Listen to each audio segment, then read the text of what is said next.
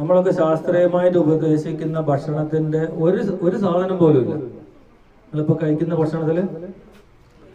അപ്പോ ഞാൻ ചില കാര്യങ്ങൾ പറഞ്ഞുതരാൻ.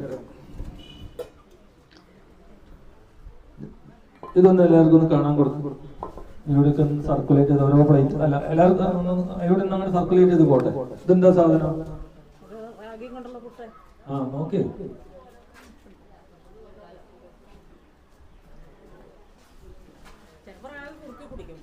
റാഗി കുറുക്കി കുടിക്കും.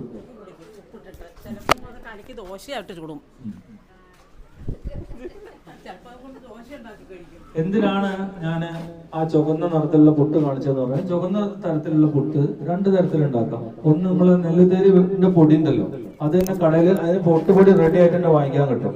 അല്ലാണ്ട് നെല്ലുതേരി പുട്ടിന് വേണ്ടി പൊടിക്കാൻ മതി, അല്ലെ റാഗി പൊടിക്കാം.